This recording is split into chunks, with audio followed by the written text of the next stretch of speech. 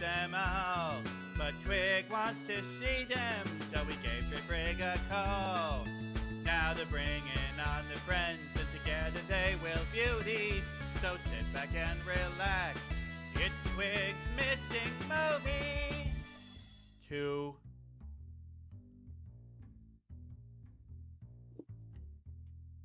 Hello, everybody. Welcome to Twigs Missing Movies, a show dedicated to watching the movies that Twig inexplicably hasn't seen.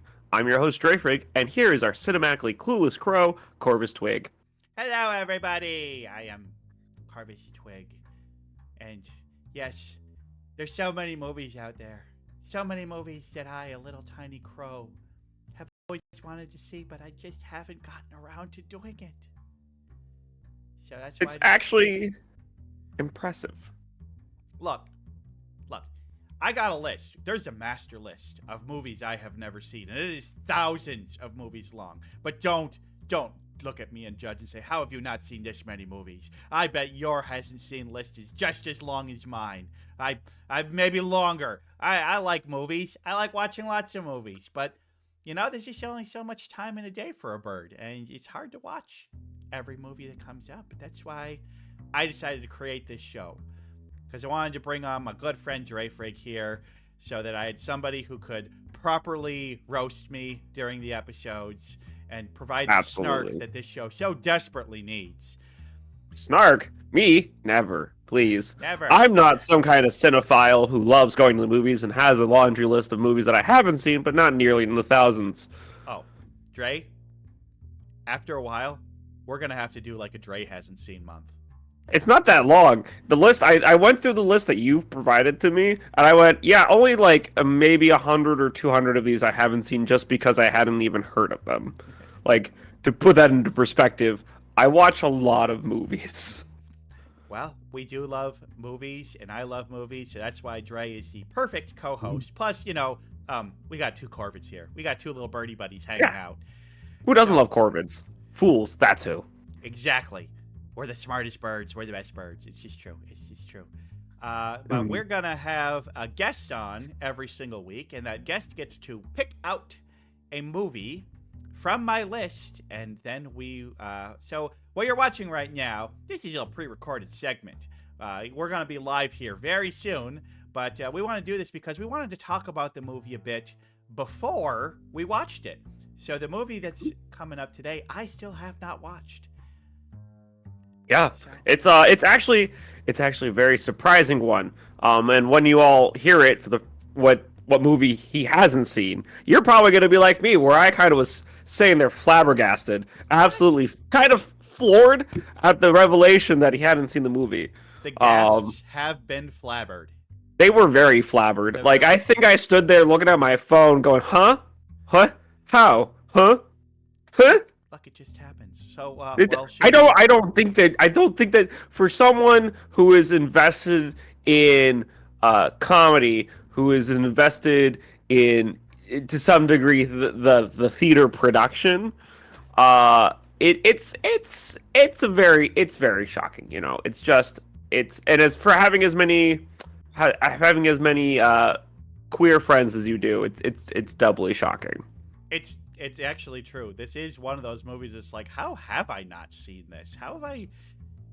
should we just go ahead and tell people what the movie is? Well, today, Twig, I got the most special one for you. It's a movie that had it not been for its existence, I would not exist in the way that I do today. It was very formative to me, and to many of my friends as I was growing up, a little theater bug, all the way from high school when I first watched it to now. It is something that I watch every year around Halloween, as is tradition.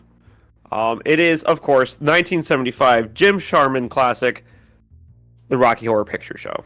All right, The Rocky Horror Picture Show. I mean, yeah, it is a movie that is older than me. 1975 is before this little bird hatched, but it's one of those movies where it's just like, yeah, I've heard so much about it. I've seen little bits and pieces, but I've never sat down and actually watched the whole thing. I've never seen it. Never seen it. it's just I don't know how you've avoided it. Like I've done the math through my head a few times, and like the only way that I could see you like having not seen this is if anytime one of your friends invited you to go, you had something else going on, because there's no reason not to have seen this movie, or even the stage show. Well, look, here's the thing: is that most of my queer and weird and out there friends are little people on the computer, not real life friends.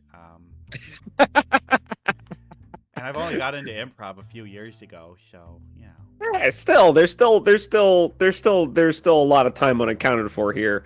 But we all have our our misdemeanors, and I guess this is one of them for you. But I think of it. The important thing is that we're rectifying it. Yeah, we're At the rectifying end of it. the day today, I will have seen Rocky Horror Picture Show. You'll have lost your virginity to it, Yes, yes. which is definitely something that gets said a lot about this movie. As I said and kind of preluded to before I revealed the movie, this is a movie that I feel is very requisite if you're going to be doing things in the performing arts, for a multitude of reasons, not just because the cast is a phenomenal cast who were at the time some of the big stars and names in the industry, big relative, but also because it's such a transformative piece and awakens a lot in people when they watch it or when they perform in it. Who knows what could be awakened in me by the end of the day today. Twig at the end of this movie putting on lipstick. I am Rocky. I am. So Twig, tell me, what do you actually know about this? Obviously, you've been around a few solar cycles here or two, so you've definitely heard about it. Yes. What do you know? So, I mean, the main thing I know is that the main antagonist is Dr. Frank Enfurter, and I know that Frank Enfurter is played by one of my favorite actors, the amazing, multi-talented Tim Curry. So I know that Tim Curry is not necessarily our main protagonist, but he's kind of the star of the show, if that makes sense. I know that Frank Enfurter is kind of the character. I mean, you see him there on the movie poster. I know that it is a musical. And what songs do I know? I know one line from one song. Let's do the time warp again. So I know that. Honestly, I know the song Time Warp. I've heard the song Time Warp in its entirety. It's impossible not to know that song. It gets played at weddings, at Halloween parties. Yeah. It gets played a lot. Time Warp is like the most popular song from it. I know that. I believe the plot is I think.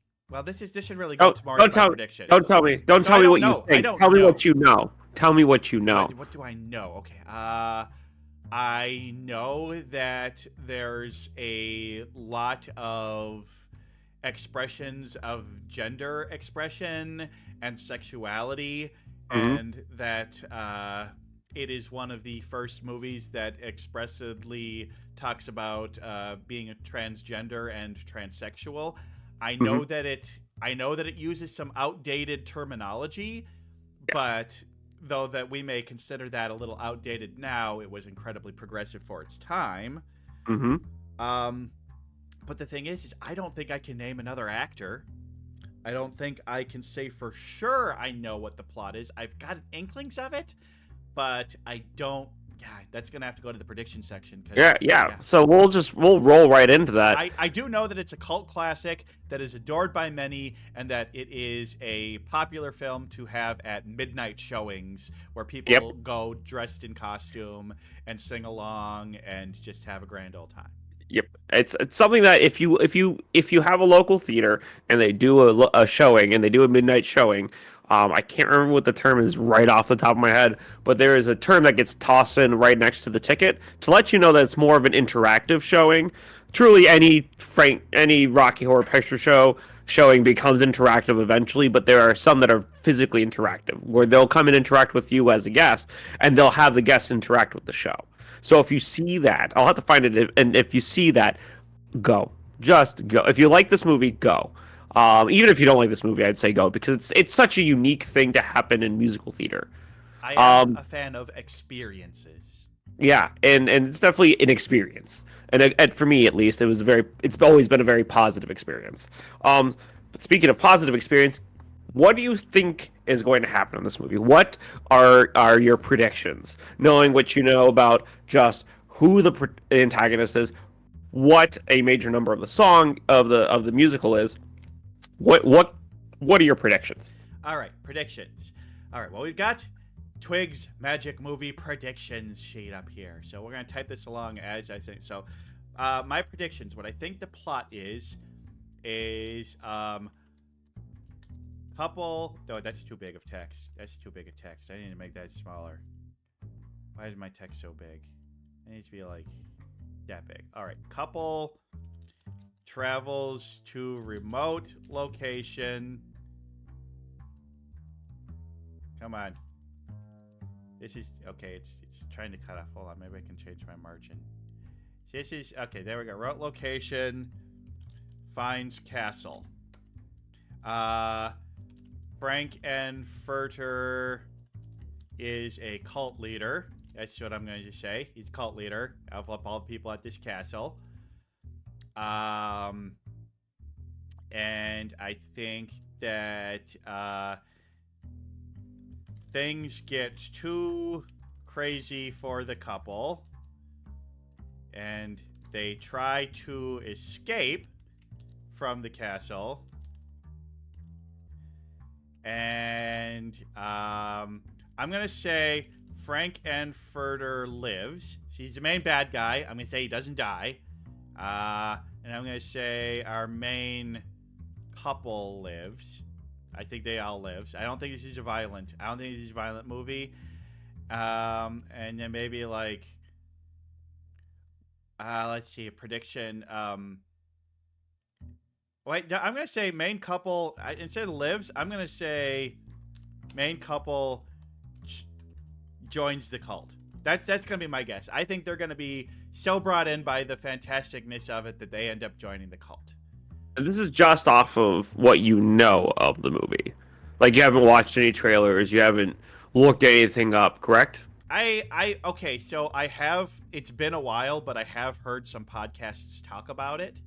Okay. So it has been covered on podcasts that I do watch. So I do know that. I do know little bits of it here and there. But the thing is, it was so long ago, I don't remember what they said happens in the movie. And it was really more of a movie talking about the movie itself and the cult around it rather than the actual plot of the movie. So... Okay. I want to make sure for our audience sakes, right? Because we're going to have to answer these guys here shortly. So I will admit I do have a little bit of pre-knowledge, but I'm not entirely sure. Okay. Well, I think these are some great predictions to go into the movie with. Do you want to cut away and go watch it? And we can come back to these guys? I think we should very much go watch the movie. So everybody sit tight because we're going to be back in...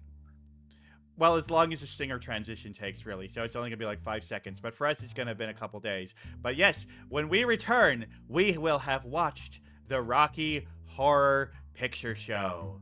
So stay tuned.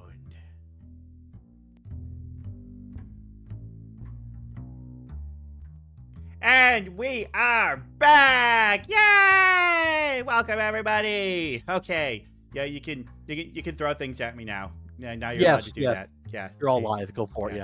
Yeah. See, you know, throw a bit. Yeah. Yeah. Oh, you give me head pats. Oh, we love the head pats. Oh, yeah. Ow, yeah. Okay. See, now it's coming in. Now it's coming in. Ow. It's just Not even on stage for 5 minutes, and we're already just in how tomatoes. it is. How it is. Squishy. this is. Welcome. Oh, I suppose we gotta have Rodney in here now. Well, 'cause, it Rodney's lands been with all summoned. sort of virgin. Interesting. Yeah. Well, you gotta fix that there. Gotta go to a Shadowcast viewing in your hometown.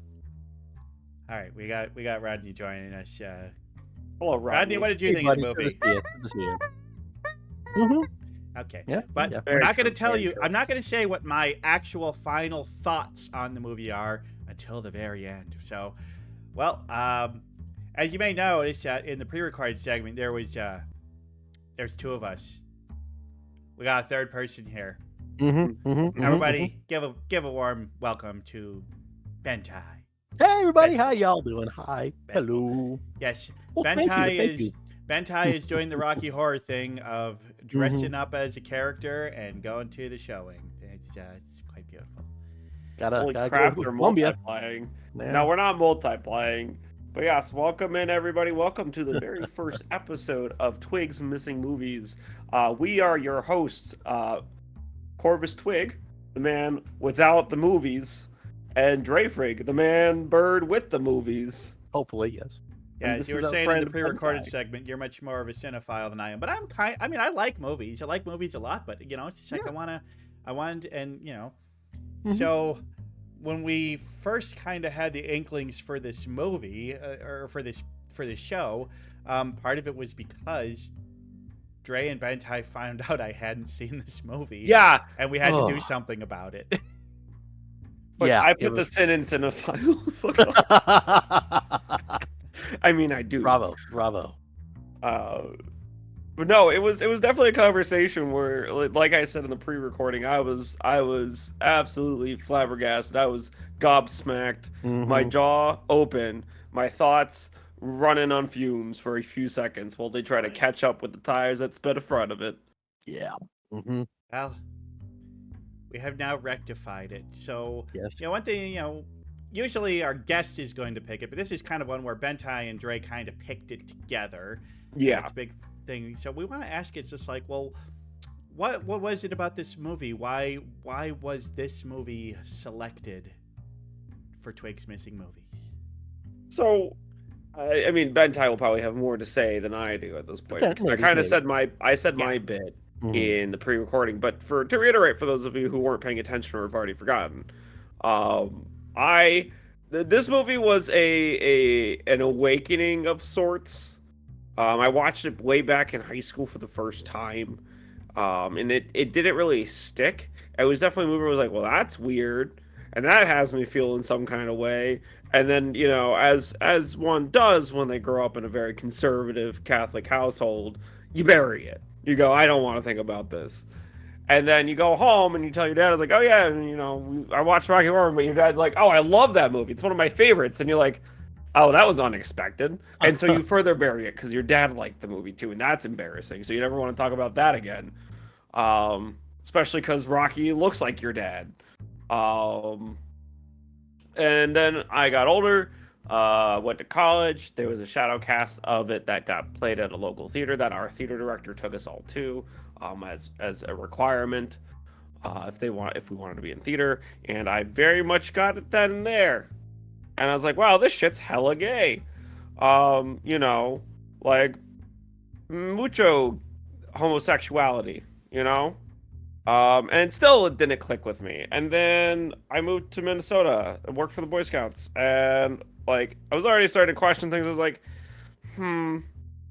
that's fascinating. And I watched Rocky Horror. I was like, oh, I get it now. Now I actually get it.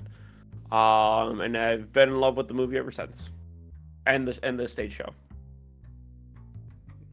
For me, it was less of an awakening. I've been seeing this off and on since I was probably just 7 years old. I didn't watch it that soon, but there we go. You watch it at 7? Probably. I mean, at least like music videos and that kind of stuff. But yeah, it was, for me, it's more of just it's a schlocky like 50s kind of throwback sci-fi horror thing with sexuality thrown into it.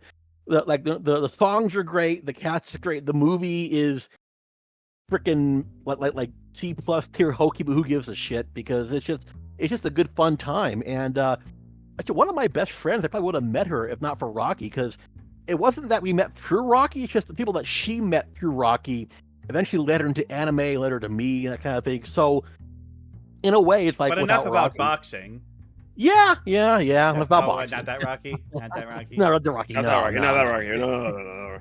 But wrong Rocky. Yeah. Almost exact opposite message. Some would say. Pretty much, yeah. Both movies have a lot of shirtless guys. They do, yeah. There's some muscles. They both have muscles. They both think Rocky. Got some muscles. Yeah. I mean, Rocky Horror Picture Show would have been vastly improved by adding Carl Weathers, but God, yes, wouldn't have been. Oof. What can you do? But That would have been an interesting yeah, movie. and it's like, and she actually runs now the local Shadowcast, one of the local Shadowcasts here in town. Hell yeah. Good for Very her. cool. Nice. I never thought she would have happened, honestly. I never thought she would have been the person to take over the role like that. But yeah, she took over, I think, last year or so, and pretty badass. But yeah, and it's just a fun movie to watch. It's just, again, like Dre mentioned, like every Halloween, it's on there, and I mean, even then, you go to like some karaoke stuff, and you sing a Rocky Horror song, people know the Rocky Horror song, and it's just it's such a integral part of the, I want to say subculture, but I guess the yeah, subculture could work for the word there I'm thinking of, but it's I can't think of the damn. I'll go with subculture. That kind of like underground kind of vibe, I guess. It's a part of it, Yeah, you have to remember this was a cult classic for a long time. It was something that was only really done in the weirder, smaller theaters. Was played on countless, multiple bed sheets in someone's backyard after a theater production. Well, played and that's in a gay thing. bars, played in strip bar. Like it was not something that was well received at the time that it came out. Oh, this movie was a complete flop. Oh yeah, It did terrible in its initial theater run. It's made money now, like it's become profitable now, but it took a long time. And that's kind of the charm with it, right? Think of The Room. Think of people don't recognize this, but Bohemian Rhapsody was considered a flop when it came out as a song. It was a slow burn for that song to become popular. It was more popular after the release of Wayne's World than upon its original release. Wayne's World was really what skyrocketed that song into popularity. And I can't attribute anything in particular to the rise of popularity with Rocky Horror besides just Tumblr culture and the internet. I mean, I talk about this a lot on my own streams and with my friends, but like the internet's been really great at connecting communities that never would have touched base with each other at all. Right? I met you wonderful people. Yeah. Like I met you weirdos. And all you weirdos in the chat. And all you weirdos in the chat. We know you're there, Bond. We know you're there, Fed. We know you're there, buddy. We say weirdos with absolute love. We love our weirdos. Yeah. We are such wonderful people. They're the Transylvanian guests, so they're the party goers of tonight's stream. Yeah, you're the trans people of Transylvania. Hey, all right. Squishy. All right, so we're gonna go through the movie now. And in case this wasn't already blindingly obvious, spoilers. Oh no! As much as we can spoil a movie that is a year away from its 50th anniversary. Yeah. No, if it came out in 1974, this would be its 50th anniversary. It came out in 1975. The stage show came out in 1974. I'm going by the stage show. Yeah. I mean, the stage show and the movie obviously very similar, but the movie did a lot of things they couldn't do it. So, movie starts off at a wedding, a lovely wedding between a couple, and then there's their close friends at the wedding, Brad and Janet. And Brad. The wedding ceremony ends, and the bride and groom drive off, and and then it's just like, oh, I guess this wedding doesn't have a reception. Maybe that wasn't really as much of a thing in 1975. But it's just like, to do. No party afterwards, but Brad and Janet are gonna hang out at the church afterwards and sing a song called "Damn It, Janet," and not just the churchyard, not just the churchyard, the church graveyard. Yeah. Well, they're in the graveyard, but by the end of the song, aren't they inside the church? They are. Yeah. But he ends up proposing to her, and so now proposing to someone at someone else's wedding. Always a classy move. So classy. Yeah, so classy. It's the classiest of all moves. But they get engaged, and everything seems lovely. But there's a few characters in the background that we might see again later on. Yeah, for some reason. For some reason, Frankenfurter or is it Frankenfurter or is it just Tim Curry playing a different character? Who knows? Who knows? So I don't know, that's actually. left up. That's left up to interpretation. Most directors choose to have that as foreshadowing for later on when they do stage shows. And that's why I choose to believe that it's foreshadowing of the characters and the characters, Frankenfurter, Columbia, and the rest of them choosing their next victims, right? Aren't Columbia and Riffraff the American Gothic folks? I mean, he's even got the pitch. He's even got the pitchfork. As we're seeing in the background right now, he's got the pitchfork. Yeah. Although, I swear to God, American Gothic is one of those paintings that nobody interprets correctly. That is an old farmer and his daughter, not his wife. She's supposed to be like a spinster daughter that still lives at home. Yeah. Well, today I learned. But then everybody always puts it in their like romantic stuff, and it's like if you know the full context of it, you're like, uh oh. Yeah. But yeah, then they end up going on a long drive, and it's a very rainy day, super rainy, and they get a flat tire, and they have to go walking in the rain. Which, by the way, everybody, happy wet day. It is April 10th, so very happy wet day to everybody. What is that? What is that supposed to mean? It's wet day. Yeah, it's wet day. It's a holiday about being wet. I mean, celebrating being wet and getting wet any way you can. Come on. What is there to understand, Dre? It's wet day. Look, I've been trying. Drink some water. Yeah, we gotta drink some water. Gotta keep your throat wet. Drink some water. All right. I hate this holiday. We ran out of water, actually. Crap. I prefer to keep things moist. Yeah, for some reason, a lot of people around the internet don't seem to know what wet day is. It's weird. It's almost like it's a common. Why do you know what wet day is? Joke. I don't know. But anyway, yeah, they end up breaking down, walking through the rain, and they get to a castle. And they ring the door, and this creepy guy invites them in and shows them a skeleton in a tombstone. It's astounding. And that's our introduction to the character Riffraff. Mm-hmm. He's the got the long blonde hair, but also kind of bald on top. A little hump in the back too. Yeah. Someone would call the character a butler of sorts. A butler of sorts. Maybe even a little Igor-ish at times. Igor. Hey, there he is in the background. Hi, Riffraff. I mean, he's got the perfect look for the part. I mean, that actor is just like I can't imagine him looking any other way. What's the Branson? Jesus Christ, no. But anyway, then they enter like this big hall, and there's a bunch of people, and they're, for some reason, they're doing the time warp again. Again. To jump to the left. Step to the right. With your hands on your hips. I will when my model can't do it. Me too. My hands are technically already on. I could do the right foot thing. See, I'm doing that. I'm doing that part. Yeah. Okay. And then one of Dre's favorite parts of the movie, after the time warp, they go. And that's one thing I want to say about this movie. It's song. Little tiny bit of dialogue. Song. Little tiny bit of dialogue. Song. I mean, this movie is like non-stop with the songs. It's like they do not give you any time to breathe between the songs. It's just like song. I'm not saying that's a bad thing. Just something I noticed. Right.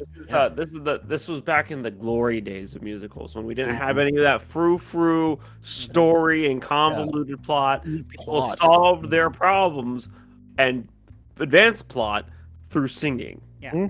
So then, Dre, why don't you talk about the scene immediately after Time Warp? The introduction of Frankenfurter. Yeah. It's still if you go to like a high production value, and you should never go to high production values, it's one of those scenes that they always bungle up because it's supposed to be this big dramatic show-stopping entrance, and Tim Curry's performance of it is akin to seeing a burlesque show. Right, because that's what he's emulating in that entire scene, and it's phenomenal. He comes down from the elevator, the light spotlights on him. Tim Curry hits you with his smooth, buttery, dark, deep voice as he's telling you about. Oh, sorry, I couldn't come to the door. My butler got there. He's a little bit creepy, but don't mind him.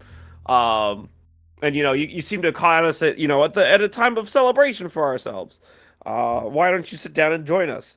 Um, and I'll explain to you all about myself. As he's dancing around this party and everyone's falling over themselves to be close to him and touch him like he's some kind of messiah. And it really sets up the character for who he's supposed to be. This mad scientist, this genius scientist, stuck on Earth trying to perfect the perfect man, for no other reason than to sleep with it. Yes, Yeah. which is what our next scene is where Dr. Frankenfurter is obviously very similar to Dr. Frankenstein, and takes the couple up to a room where he shows his creation. And it's his creation, a Boris Karloff type monster.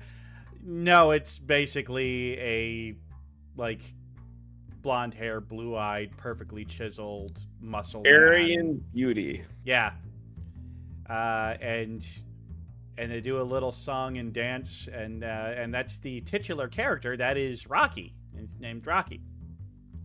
And that whole scene with the dancing and the revealing of it, it's, oh boy, is it sexual. It is sexual as fuck. Yep. And yeah, it's just like Dr. Frankenstein made a monster to see if he could and to advance science. Dr. Frankenfurter said, I want to make something really hot I can fuck. And he succeeded. And my God, was he right? Yes. I like And there were then too many muscles. I believe the next scene that we get is this when Eddie shows up? That's when Eddie shows up. Yes. So at this point in the movie, slightly Opportunity. before it, I was thinking, all right, instrumentally and musically, this music reminds me a lot of a certain artist. Somebody who has hard rock and roll with powerful vocals, but also has a lot of piano in the instrumentals. God, it sounds kind of a lot like Oh, there's Meatloaf. Okay. Because you gotta admit that, instrumentally, the music in this movie is very similar to the instrumental music in Meatloaf's music. It's kind of that same style of rock and roll. Well, I mean, Power. It was ballads, right? They're ballad rock, and that was what was popular at the time. And see, the thing is, this movie wasn't them saying, "Hey, let's take big famous rock singer Meatloaf and put him in the movie." No, this movie launched Meatloaf's career. This was before really Bat did, Out of yeah. Hell. Uh-huh. Yep. Oh yeah. Yeah, he was really kind of nowhere. He was really nothing at that point, I believe. Yeah. And so then, think. Meatloaf comes out, does a big song and dance number. He's clearly in a relationship with one of the women whose name is Columbia. She's clearly hot for him. And but then Frankenfurter decides it's a little too much, and at the end of the song, he murders Eddie. Straight up fucking murders him. Also, I wanna point out that in this scene, right, you go from Rocky being born, right, with the sword of Damocles in the song, and him talking about his predicament of, I have only just been created. I could be killed as easily as I was born. And then you go, and it showcases Rocky's depravity, his lust, his desires, right? And then you hop to Eddie, and this song. And it does a few things. One thing, it establishes that the Transylvanians are also polycule. They accept polyamorous situations, and that's what they are in, essentially, right? Like most cults end up being. Either everyone's fucking each other or nobody's fucking anyone. Yep. And there's no in between. Yeah, pretty much. And then the other thing it does is it establishes that there are other humans that have interacted with the Transylvanians at this point, right? And gives us a direct opposition to Frankenfurter's want to control something that he can fuck. And Eddie is not that. Yeah. And it is amazing that you go from one to the other in not even 2 seconds. Oh, I mean, this movie does fly at a pretty fast pace. It do, yeah. So, let's say after Eddie dies, they kind of get sent off to their separate rooms. And then Frankenfurter goes into Janet's room. And in a kind of uncomfortable scene where it's just like, boy, this is... the levels of consent here are a little dubious, but he keeps pushing and pushing, and eventually it becomes consensual, thank goodness. But it's It was a little skeevy at that point. And then, very soon after, we have the exact same scene with the exact same dialogue, except Yep. instead of Janet, it's Brad. And then I'm like, okay, now I get it. I get it now. Still a little uncomfortable, but you know what? It works. But also, it's just like, I love how, you know, Frankenfurter's just like, you know what? I ooze sexuality. I'm going to take what I want. And I don't care who it is, because to me, all people are beautiful. So it's just like, yeah, Frankenfurter is, I mean, God, was he like the first truly pansexual person on film? Well, we're not going to get into the whole conversation about when pansexuality came about as a description, because at the time he would have just been considered bisexual, and at that point, Yeah, but I mean, come on. bisexuality was only just starting to be understood. We're not going to get into this conversation because it's going to be a very long conversation. Well, the difference very between heated very bisexuality and quickly. pansexuality is very nuanced and complicated. But Mhm. okay, from a modern reading, I read him as pan. So he seems like the kind of person, he doesn't care who you are or what you are. If he finds you attractive, he wants to fuck you. And yeah, I would agree with that assessment. But you know, it's I can't think of another character in all the movies I've seen that definitely well, especially there's pre 1975. There's Cabaret, but I don't know when Cabaret came out. Yeah, I'm not sure either. We look That's that up another real quick. Twigs missing movie. Oh, don't tell me that, bud. Look, 1951. Put it on the list. Wow, 1951. It is based on Cabaret's musical. Hold on. It is music by John Kander, lyrics by Fred Ebb, and a book by Joe Mastroff. It is based on the 1951 play I Am a Camera by John Van Druten, which in turn was based on the 1939 movie Goodbye to Berlin by Christopher Isherwood. The movie itself, the productions itself, came out in 1966. So I would say it's probably the second. Okay. And I'm hard to give it credit for that because of how hard it flopped, but it was definitely like at least the first or second that I can think of at that time with that kind of direct, non up to your interpretation, like in your face, this character has sex with whoever, right? Yeah. And I'm sure there's tons of movies I haven't even seen that do this too. Yeah.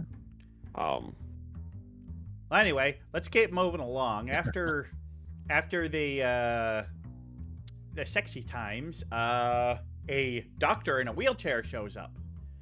Dr. Scott. Great Scott. And when he arrives there, Frankenfurter wants to get him up to the lab, so he uses a magnet and he turns it on, and this wheelchair just goes all around the entire goddamn place, moving in every single direction that is not directly towards the magnet, but somehow winds its way through the house, and boom, up to the magnet, and it worked. Yeah. And these two, Dr. Scott and Dr. Frankenfurter, clearly have some history with each other that is not the most pleasant, you know. Yeah. Oh, we actually are missing a scene. What scene? Where Rocky gets loose, and then Janet finds Rocky hiding, and then they get sex times. Yeah, and then they have their sexy times. Yes, because Rocky. touch me. I want to feel dirty. Yep. Yes, This, I guess. Oh, I say that Janet very quickly gives into, like, she seems like she was pretty repressed before, but I mean, just kind of, I guess, standard 1970s repressed, normal, basic woman. And then she gets exposed to this, and she's immediately like, all right, I'm letting my inhibitions loose, and I'm gonna fuck everyone but Brad. She gives the Lord absolute pleasure. yeah, it's Sins warm waters of sins of the flesh. Yep, basically. I mean, it's a hark on, what Rocky talks about later on. It's just everyone's just looking for permission to do these things, and I'm the one that's giving it to them, and that's why they love me. Yeah. But then we get to the dinner scene, and turns out that Eddie was related to Dr. Scott. And every time somebody tries to bring it up, Frankenfurter's threatening them with a turkey carving knife. He was a no good kid. He's no good kid. Of course, then at the end of that scene, they reveal that Eddie is inside the table in a glass coffin. That's quite lovely. And then what did it say? Then is this at the point where they move up to back to the lab again, and then they I think you're forgetting. I think you're forgetting one of the critical points. It's implied that they're eating Eddie during the entire meal. Yeah, That's it's true, implied. but Yeah, I don't think human flesh looks like that. but that's a rather tender subject. Well, yeah. Well, that's hard. Well, human flesh is hard A to get into movies, but B, you know, Yes, you're not gonna be like, here, have a human thigh. Yeah. I suppose that's fair. Yes, it is. It is implied, though not directly stated, that they were eating Eddie. I don't know, Eddie still seemed pretty intact to me. Where'd they get that meat from? I don't know. I don't know. He's a big boy. He's He's a big boy. Honestly, instead of serving them what looked like turkey, they should have served a nice big piece of meatloaf. Nah. Well, I mean, I hate you. I hate that joke. I hate you. I hope you have a good rest of your night, sir. Fuck you. You hate me because I'm right.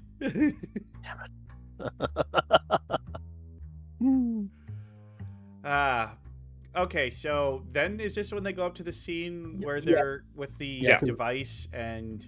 Yeah, this is the one where it was you're a hot dog, you better not hurt her, Frankfurter, that whole scene, damn it, Janet. Yeah. But anyway, the scene ends with Columbia, Rocky, Brad, Janet, and Dr. Scott all being turned into statues with this mysterious device that they just flip a switch on and it happens. Will seduce ya. And yes, most of this is happening in song. Yeah. Mm-hmm. Yep. As it should be for a musical. Damn right. And then we get to basically a stage show, like a burlesque show, where one by one the statues are turned back into their human form. And of course, Frankenfurter has spent quite a bit of time dressing up these statues in wonderful outfits. Yeah. Oh, yeah. It's a big production.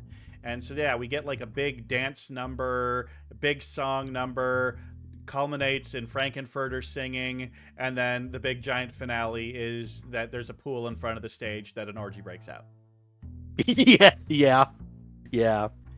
Meanwhile, Riffraff and Magenta, that's Riffraff up there, Magenta is the other woman with the big hair, and turns out that they're not too happy with some of the things that Frankenfurter's doing, and also turns out that they're space aliens from the planet Transsexual Transylvania or something. What is it? Yep.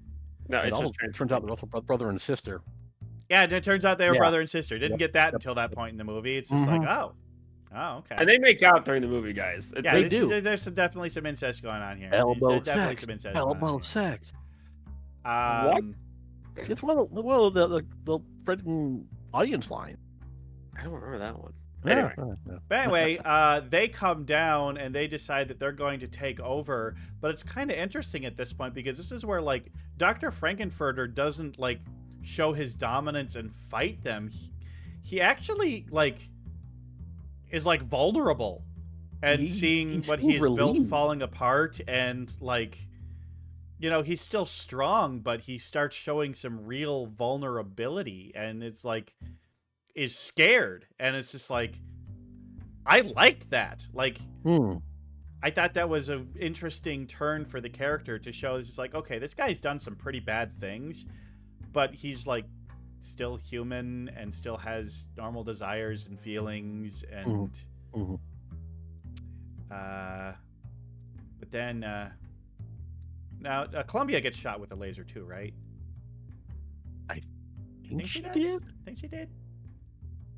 Yeah, I think she dies. I'm pretty sure she dies. But then anyway, then they use the tri-forked laser with the best special effects you've ever seen. Oh God, it's amazing. Hits Dr. Frankenfurter, who falls over and seems to have shed the mortal coil, and then Rocky breaks down and realizes he loves his master and tries to save him and tries to do what he can and carries him. Meanwhile, while he's carrying him, Riffraff continues to shoot him with the laser as he climbs up the fake radio tower that they built for the song and dance number.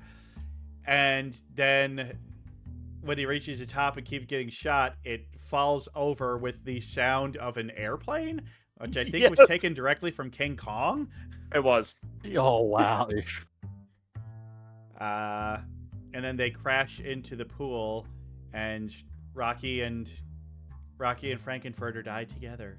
Mm-hmm. Mhm. And we forgot the whole thing at the video where it turns out that Dr. Scott was actually Dr. Von Scott and was actually a Yeah. Nazi scientist. We kind of left out that part. We kind of did. Yeah, Yeah. I mean, it's not plot relevant. Not really. No. Not really. Then Riff Raff and Magenta go and kind of have a tense conversation where you're like, are they going to kill these guys or not? And in the end, Riff Raff decides to let them go, and that they're going to blast off back to their home planet. And it turns out that the giant castle was actually a spaceship, and it blasts off into the sky. But of course, Dr. Scott, Brad, and Janet are underneath it, and we leave them on the ground, charred and bruised and shattered, but all still alive. Yeah. And then we get back to our narrator, who's been popping in and out for the whole movie. And interesting And then note, that's that pretty last much how it song- ends. Yep, that last song though, Superheroes actually was not an original theatrical cut. It Really? got put back in recently. I want to say the last maybe, I don't know, 10, 15 years. Because it actually went from the floor show thing, Riff Raff saying, we're leaving, go, and then spaceship leaves, narrator, credits. So that last song was a pretty recent reintroduction into the movie. It fits yeah. well, though, I think. It does fit well, yeah. I don't know why that's not in the first place. Well, we could go over my predictions now and see how right was I. I think we Yeah. should. Yeah. Yeah, so. All right, so couple travels to remote location, finds castle. We're going to go to the highlighter, and that's going to be a nice green, because I got that 100% right. Yeah. Oh, yeah. Frankenfurter is a cult leader. Yeah, I think I got that right, too. Things Yeah. get too crazy for the couple. Okay, so this one's a little trickier, because it kind of didn't. I feel They like kind of embraced it. I'm gonna give it to you because They you know, definitely still wanted to... people always think that when things get too crazy, it breaks them. Right? Things can get too crazy, and then you can just end up going fuck it and go along with it. I'm too. going yellow. I'm going to say I'm half right on this one. Okay. Yeah. Green, feel okay, like, so in the future, we're establishing a thing here. Green is, I got it totally right. Yellow means I got it kind of right. And red means you're fucking wrong. Yeah, you got it wrong. Yeah. You got it wrong. yeah, I feel like Janet really was like down with it, and Brad was kind of like he had it once and whatever. It didn't really. I didn't really feel him having bought into it really. Even with the floor show, I didn't really feel like he bought in as much as Janet had. I don't know. Uh-huh. But them trying to escape, no, there was no scene where they tried to escape and were stopped. Nope. That never happened. Nope. And it actually never gets explained how they end up on the outside of the castle. Yeah. Underneath it. The door, I know. Yeah, it's a secret hatch in the pool. I don't know. Well, Frankenfurter lives. Nope. That was He lives in wrong. our heart. Totally In our heart. wrong. Totally wrong. And then the main couple joins the cult, and I was gonna say so I was thinking like that they would end the movie with the cult. Nope, that didn't happen. So Well, I mean, they kind of, but the way kind you of worded did. I give that one a yellow because they did Yeah. technically join the cult. Yeah, they did give themselves over to absolute pleasure. They were in the unit. They were in the uniform. They were Yeah. singing along. Really, they were yeah, dancing. yeah. it's true. They really kind of went. I mean, by the end of the movie, they were kind of all in, but then just realized they couldn't stick next to it. Yeah, or stick with it. So it seems like I did all right on this. You I did really pretty good. nailed basically almost the whole movie right there. You really accurate actually. I don't know. I just kind of felt like Frankenfurter would survive it, but yeah. No, he was too pure for this world. I think really like I got something for you that I didn't plan for you, but I want you to explain this movie in 1 or 2 sentences the shittiest way possible. In the shittiest way possible. Possible. The shittiest way possible. Oh, be good. All right. Couple visits Frankenstein's cult, fucks Frankenstein, aliens kill everybody. Yeah, that's good. That's good. Okay, Good. okay. I don't. Maybe that was too good of a description. I don't know. I think it's too spot on. I'll counter you with this one. Couple goes to world's shittiest, sexiest bed and breakfast and ends up fucked and completely screwed. Break up at fuck castle. I like that. Also, hi Jen, how you doing, buddy? All right, and I think the last thing. I mean, I don't know how much more you guys want to talk about it. I figured this But would be about an hour-long show, but So, well, okay, well, we could go through. It's just like, what's your favorite part of the movie? Oof. I feel like I've already talked about it. It's definitely when Rocky. I keep doing the Frankenstein thing, and that's kind of the funny part about the movie. When Dr. Frank N. Furter comes out for the first time. That really is a high It's such point. a good. It's such a good one. It's between that one and the floor show for me, honestly. Those are both two like such great sections of the movie. They're so good. And to me, I think the part of the movie that I enjoyed the most was the part of the movie I already knew the best. Time Warp was just a fun song. Yeah, it is. It is. Yeah. I mean, I guess not a single part of the movie that I really liked, but I really, really liked the set dressing, the background, the look of the place, just the visuals of the backgrounds. They had obviously great care in making the background look cool and be a combination of like gothic horror style, but also like expressive futurism and burlesques. It's just like, yeah, visually it was quite good to look at. I have to say that I thought the cinematography was quite good. The choreography was phenomenal. The songwriting was phenomenal. The acting was sufficient.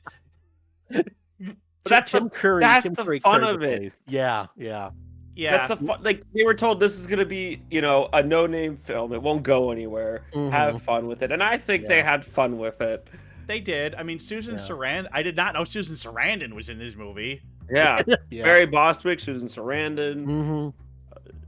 Like I said, a lot of big name actors were in this. Well, and here's the thing: is one thing that I read was that the other people in the cult were not like Hollywood actors; they were all actual burlesque performers. And I know especially that Magenta and Columbia were burlesque performers. Yeah, I knew that part, but I didn't know the rest of them were. Yeah. Yeah. So I think that's cool. That's cool. Wake up at fuck Castle, die for damn it. Yeah, dude, it's so Can't, good. you can't outdo it. You can't outdo that. Castle. Yeah, pretty much. Yeah. Well,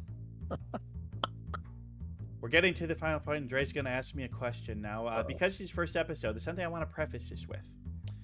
We ask what my final thoughts of the movie was, and if I'm happy that I watched it. Did I enjoy watching the movie? Now, one thing that this is not answering is, am I glad to have watched it just to cross it off the list? Is like, it's like, oh, well, I'm glad I saw it because now I can say I've saw it. That's not what we're asking. I mean, pretty much every movie, that's going to be yes. Yes, I'm glad I've seen it just to say I can see it.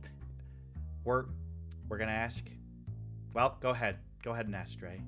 Orbis Twig, after having reviewed your preconceptions, your knowledge, and everything else being eschewed, having watched Rocky Horror Picture Show, what are your final thoughts? Are you happy to have seen the movie? Well, I don't think I loved the movie as much as you do. And I don't think I could ever possibly love this movie as much as somebody who is LGBTQ, and especially who would watch this movie when they were young in their life and still discovering their sexuality. That being said, I had a really, really fun time watching this movie. The music was great. I was smiling and entertained the whole time. I enjoyed it thoroughly, and I would happily watch it again. Yes, I love this movie. Yeah. We got another one, boys. All right, way to go. So Twigs Missing Movies is 1-0. But I don't think I'm going to watch this as repeatedly and obsessively as you. Right. Like I said, I only watch this once a year usually around Halloween, and if there's a shadow cast for it, I'll go and watch that. Yeah. Well, and that's another thing is I really want to go to a live viewing of this in a theater full of people who are dressed up, because I feel like that would be so much more of an experience than watching it in my home on a screen. Like college colleges usually do them more often than local theaters. Well, So we keep all it know up. that 39-year-old men going to a college theater to hang out with students is always a good idea that never.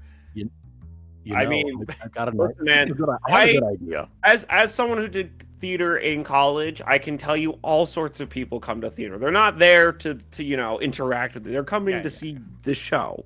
It's not that weird. But yeah, I I have an appreciate. idea. Oh, TwigCon. TwigCon. If we have Oh, fuck time on a TwigCon. Saturday night, Yeah, Dre, you need to buy your plane ticket. I do. and if there's a Shadowcast showing, we can go. Maybe we'll look and see what's going on that weekend. Yeah, It's gonna be- I'll look into it. I'll look into it because it could be really fun. How about that? You can introduce Twig to the joys of being an audience member. Yes. Yeah. But yeah, Rocky Horror. Good movie.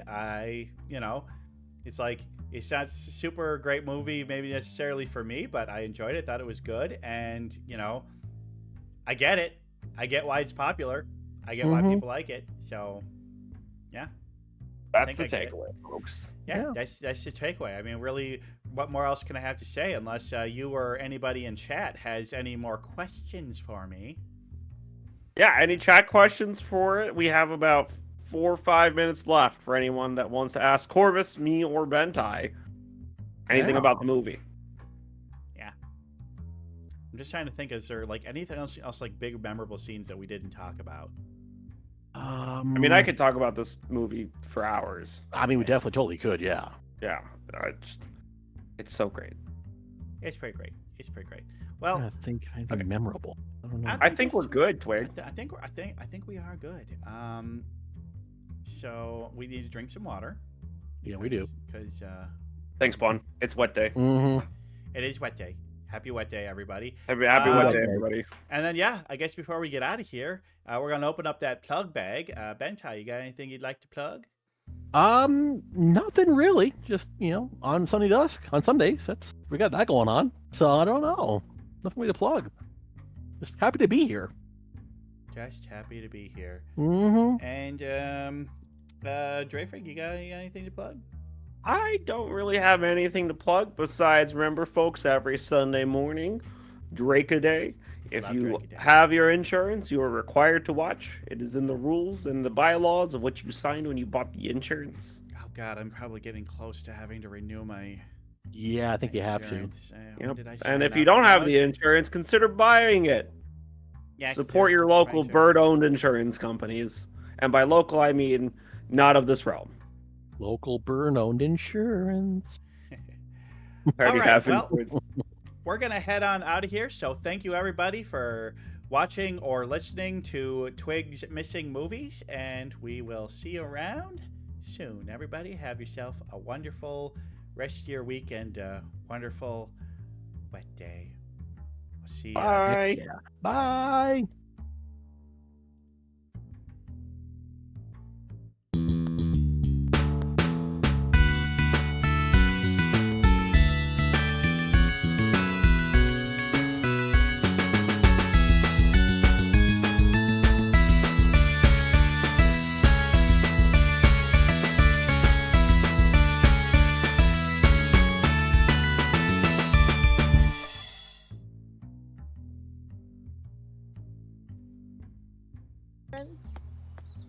All right.